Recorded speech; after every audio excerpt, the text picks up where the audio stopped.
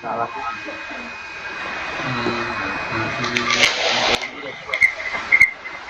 Halo, Ewangi. Assalamualaikum warahmatullahi wabarakatuh. Waalaikumsalam warahmatullahi wabarakatuh. Waalaikumsalam warahmatullahi wabarakatuh.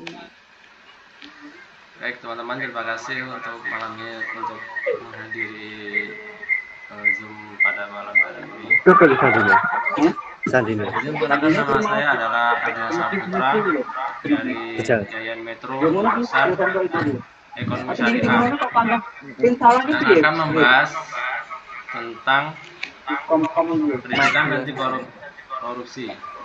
Yang pertama bahas pertama yaitu kayanya tanah air Indonesia. Yang kedua, realita Indonesia saat ini. Yang ketiga, Indonesia jika tidak korupsi. Yang keempat, definisi korupsi. Dan yang kelima, bentuk-bentuk korupsi dan contoh kegiatan koruptif. Pembahasan keenam yaitu faktor-faktor yang menyebabkan korupsi. Yang ketujuh, dampak masif korupsi. Yang kedelapan, nilai anti korupsi. Yang kesembilan, contoh tokoh berintegritas. 10, upaya pemberantasan korupsi. Baik, langsung saja ke pembahasan yang pertama, yaitu kayanya tanah air Indonesia. Kayanya tanah air Indonesia dapat dilihat dari yang pertama, yaitu garis sejarah Indonesia. Indonesia memiliki garis sejarah yang panjang, dimulai dari berdirinya kerajaan-kerajaan besar di Nusantara seperti Sriwijaya, Majapahit, dan Samudra Pasai, hingga masa penjajahan oleh Belanda dan Jepang. Berbeda dengan beberapa negara lain yang memperoleh kemerdekaannya melalui pemberian penjajah atau menjadi bagian dari imperium besar. Yang kedua yaitu letak strategis. Wilayah Indonesia mempunyai posisi strategis dan sangat menguntungkan karena berbagai faktor berikut. Indonesia terletak di antara benua Asia dan benua Australia, serta diapit oleh Samudra Pasifik dan Samudra Hindia. Selanjutnya yaitu kekayaan SDA. Yang pertama, flora. Indonesia merupakan negara dengan keanekaragaman hayati terbesar kedua di dunia setelah Brazil. Indonesia memiliki sekitar 25.000 spesies tumbuhan dan 400.000 jenis hewan dan ikan. Selanjutnya fauna. Indonesia negara terbesar ke-7 di dunia dengan jumlah spesies mencapai 20.000 spesies. 40% merupakan tumbuhan endemik atau asli Indonesia. Selanjutnya kekayaan SDM. Salah satu kekayaan yang dimiliki Indonesia adalah sumber daya manusia, yaitu potensi yang berasal dari manusia baik dalam bentuk fisik maupun kemampuan atau keterampilan. Yang kelima atau yang terakhir adalah kebudayaan. Salah satu potensi sumber daya manusia di Indonesia adalah kebudayaan yang beragam. Keberagaman budaya ini menjadi salah satu kekuatan yang dimiliki Indonesia. Karena dengan banyaknya budaya akan semakin memudahkan untuk menarik wisatawan. Masyarakat yang menjaga dan melestarikan kebudayaan mereka juga diharapkan dapat berperan dalam menjaganya.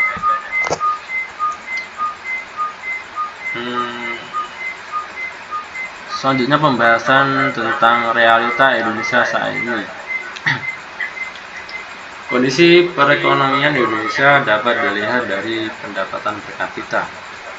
Kondisi sosial masyarakat seperti semakin banyaknya tindakan korupsi tingkat kemiskinan, tingkat kesehatan, dan tingkat pendidikan, dan tingkat pengangguran semakin meningkat. Karena Indonesia sering kali ada kasus korupsi mengakibatkan empat tadi, yaitu kemiskinan semakin tinggi, kesehatan semakin menurun, dan pendidikan yang tidak berkualitas, sehingga pengangguran semakin banyak. Selanjutnya yaitu Indonesia jika tidak dikorupsi. Jika Indonesia bebas dari korupsi, potensi kemajuan negara ini akan sangat luar biasa. Dengan kekayaan sumber daya alam, populasi yang besar, dan letak geografis strategis, Indonesia memiliki peluang besar untuk menjadi salah satu kekuatan ekonomi global. Gambaran tentang Indonesia jika tidak ada tindakan korupsi, pertama yaitu peningkatan kesejahteraan rakyat. Korupsi seringkali mengalihkan anggaran publik untuk kepentingan pribadi. Jika korupsi dihilangkan, anggaran negara dapat digunakan sepenuhnya untuk pembangunan infrastruktur, pendidikan, kesehatan, dan program pengentasan kemiskinan. Akibatnya kualitas hidup masyarakat meningkat dan tingkat ketimpangan sosial menurun. Gambaran selanjutnya yaitu pengelolaan sumber daya yang efisien. Indonesia memiliki kekayaan alam seperti tambang, hutan, dan lautan yang luar biasa. Namun korupsi di sektor ini sering menyebabkan eksploitasi berlebihan dan ketidakadilan dalam distribusi hasilnya. Indonesia yang bebas korupsi bukan hanya sekedar harapan, tetapi juga tanggung jawab bersama. Dengan memperbaiki sistem, mengedepankan transparansi, dan membangun budaya integritas, Indonesia memiliki peluang besar untuk menjadi negara yang maju, adil, makmur, dan sejahtera bagi seluruh rakyatnya. Berikutnya yaitu definisi korupsi. Korupsi adalah, menurut Robert Lidgard, adalah tingkah laku yang menyimpang dari tugas-tugas resmi sebuah jabatan negara karena keuntungan status atau uang yang menyangkut pribadi, perorangan, keluarga dekat, atau kelompok sendiri, atau melanggar aturan-aturan pelaksanaan beberapa tingkah laku pribadi.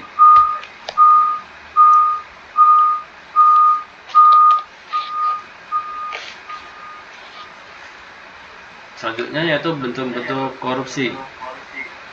Yang pertama, perbuatan curang. Perbuatan curang yaitu tindakan manipulatif yang dilakukan untuk mendapatkan keuntungan dengan cara tidak jujur.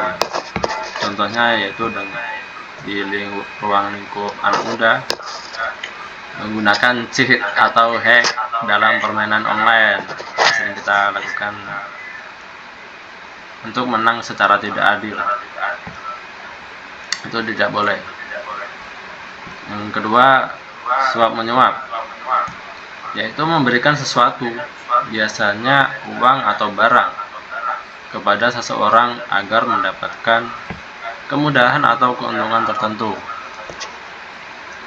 Contohnya adalah menyuap petugas saat mengurus SIM agar tidak perlu mengikuti tes dengan benar.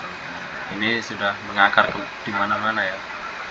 Bahkan seluruh Indonesia melakukan seperti ini.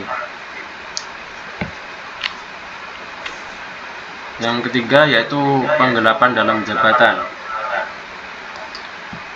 Menyalahgunakan kepercayaan atau tanggung jawab dalam suatu tugas atau peran untuk keuntungan pribadi.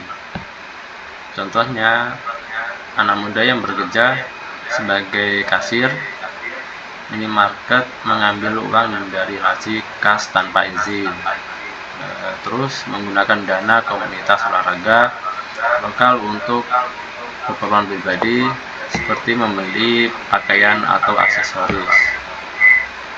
Yang keempat yaitu pemerasan. Pemerasan ini adalah tindakan memaksa orang lain menyerahkan sesuatu, biasanya uang atau barang, dengan ancaman atau intimidasi. Contohnya memaksa teman membayar sesuatu dengan ancaman menyebarkan rahasia pribadi. Yang kelima, benturan kepentingan. Memanfaatkan posisi atau peran untuk keuntungan pribadi atau kelompok tanpa memperhatikan keadilan. Bentuk korupsi yang terakhir yaitu gratifikasi. Penerimaan sesuatu berupa uang, barang, atau fasilitas yang berpotensi memengaruhi keputusan atau tindakan seseorang, atau memberikan hadiah lah untuk seseorang, itu tidak boleh. Contohnya dalam ruang lingkup anak muda yaitu yang bekerja di toko menerima hadiah dari pelanggan agar memberikan diskon tambahan yang tidak resmi. Yang selanjutnya, faktor-faktor yang menyebabkan korupsi. Yang pertama, faktor internal. Berasal dari kata individu itu sendiri, mencakup sifat serakah, rendahnya integritas moral, gaya hidup yang berlebihan, serta kurangnya pemahaman terhadap dampak korupsi. Kedua, faktor eksternal. Dipengaruhi oleh lingkungan sosial di sekitar individu yang dapat memengaruhi pola pikiran dan perilaku seseorang, sehingga mendorong mereka untuk melakukan tindakan korupsi. Seterusnya yaitu dampak masif korupsi. Yang pertama, dampak korupsi di bidang ekonomi. Korupsi di bidang ekonomi menyebabkan kebocoran anggaran negara, inefisiensi pengelolaan sumber daya, dan hilangnya kepercayaan investor. Akibatnya pertumbuhan ekonomi melambat, daya saing negara menurun, dan ketimpangan sosial semakin meningkat. Contohnya proyek infrastruktur mangkrak karena anggaran diselewengkan oleh pejabat yang korup, sehingga masyarakat tidak mendapatkan manfaat dari pembangunan tersebut. Yang kedua, dampak masif korupsi yang kedua yaitu dampak korupsi di bidang pemerintahan.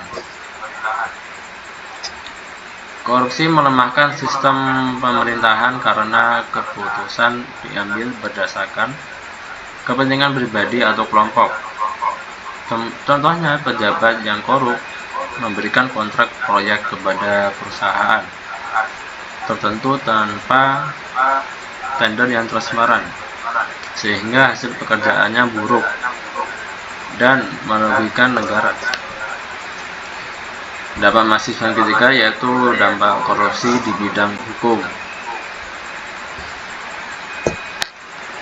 Korupsi dalam sistem hukum menciptakan ketidakadilan, di mana hukum hanya tajam bagi rakyat kecil, tetapi tumpul bagi pejabat atau orang kaya.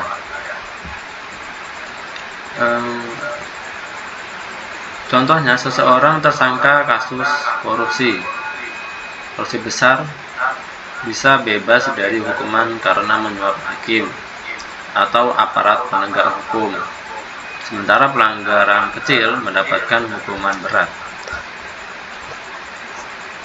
Dampak masif yang selanjutnya yaitu dampak korupsi di bidang pertahanan dan keamanan.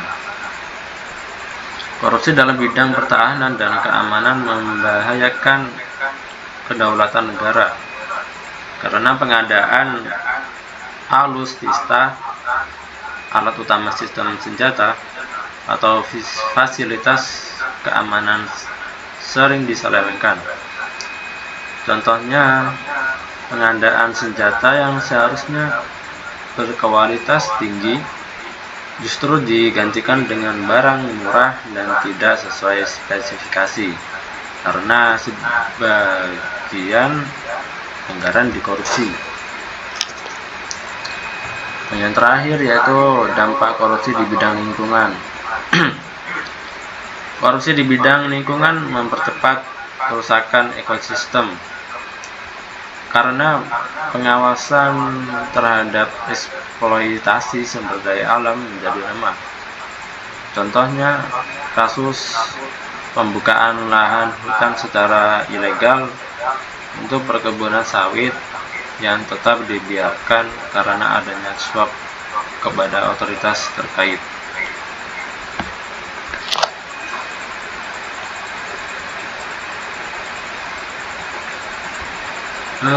Selanjutnya yaitu nilai integritas atau nilai anti korupsi. Yang pertama, jujur. Kejujuran adalah memiliki hati yang tulus, tidak menipu atau memanipulasi, dan selalu konsisten antara perkataan dan tindakan. Tidak musyrik. Yang kedua yaitu disiplin. Disiplin adalah sikap yang menunjukkan ketetapan dalam melakukan hal-hal yang benar pada waktu yang tepat. Yang ketiga, tanggung jawab. Tanggung jawab adalah kewajiban untuk menyelesaikan pekerjaan yang diberikan dengan penuh amanah, tanpa menghindar dan siap menanggung segala konsekuensi dari apa yang dia lakukan. Yang keempat, keadilan atau adil. Bersikap tidak memihak dan selalu berpegang pada prinsip kebenaran tanpa ada pihak yang diuntungkan atau dirugikan secara tidak adil. Yang kelima, berani. Berani adalah kemampuan untuk menghadapi tantangan atau bahaya dengan rasa percaya diri yang tinggi, serta memiliki keteguhan hati dalam menghadapi kesulitan. Yang keenam, peduli. Kepedulian berarti memperhatikan, menghiraukan, dan terlibat dalam permasalahan atau kondisi yang terjadi. Yang ketujuh, kerja keras. Kerja keras adalah usaha maksimal yang dilakukan dengan penuh semangat, tanpa mengenal lelah atau menyerah. Yang kedelapan, kemandirian. Kemandirian berarti kemampuan untuk berdiri sendiri, tanpa harus bergantung pada orang lain dalam menyelesaikan masalah atau mencapai tujuan. Yang terakhir, sederhana. Kesederhanaan adalah hidup tanpa berlebihan, menyesuaikan segala sesuatu dengan kebutuhan yang sebenarnya, dan menghindari hidup yang berlebihan atau konsumtif.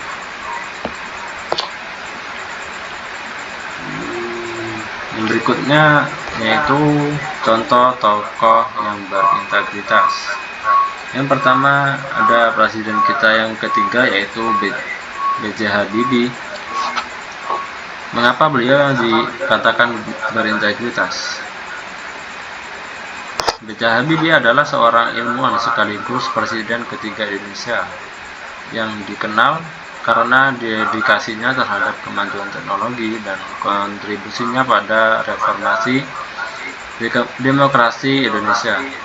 Selama masa jabatannya, ia memimpin dengan kejujuran dan transparansi. Yang patut contoh dari beliau adalah yang pertama, dedikasi pada pendidikan dan ilmu pengetahuan yang ditunjukkan melalui karya-karyanya dalam dunia penerbangan. Selanjutnya, keberanian membuat keputusan yang tidak populer tetap benar demi kepentingan bangsa. Contoh tokoh yang kedua yaitu Kiai Haji Ahmad Dahlan. Beliau adalah pendiri Muhammadiyah. Ini dikenal dengan sebagai tokoh yang sederhana, jujur dan berkomitmen pada nilai-nilai pendidikan dan pemberdayaan masyarakat.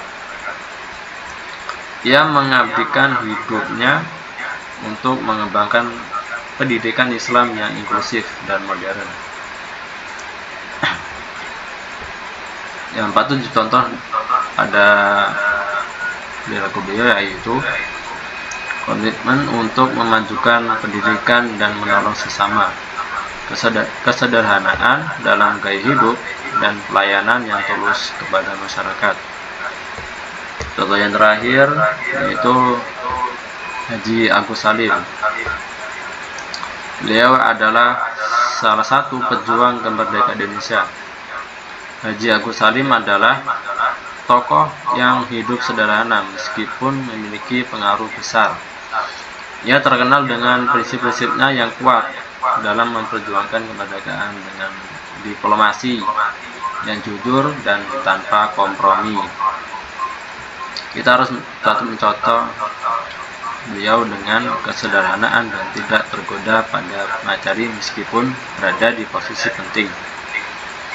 Keberanian berbicara jujur untuk kepentingan rakyat dan bangsa.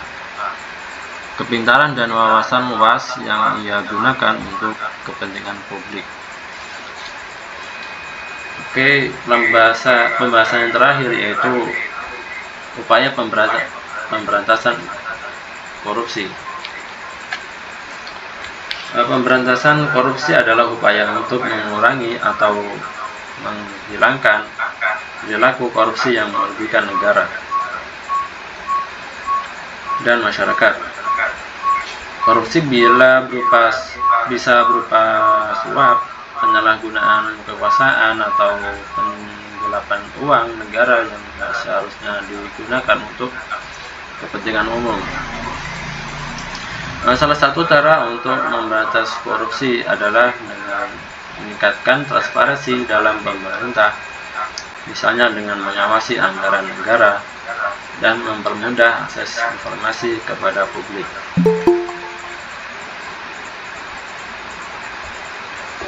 Ada dua jalur untuk memberantas korupsi. Yang pertama yaitu jalur penal. Pemberantasan korupsi dapat dilakukan melalui mekanisme hukum, seperti melalui peran kepolisian atau yang lain. Yang kedua yaitu jalur non penal.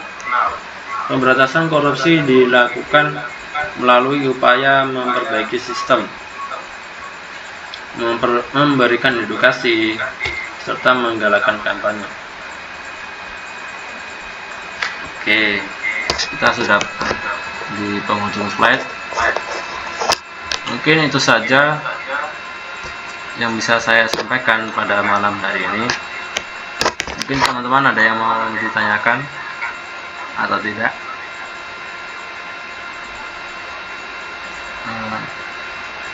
Enggak. Cukup ya? Paham. Ya oke. Mungkin semoga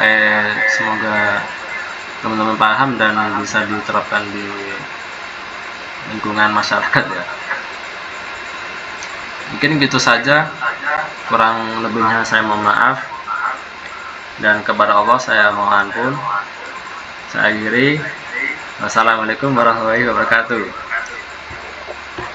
Waalaikumsalam warahmatullahi wabarakatuh.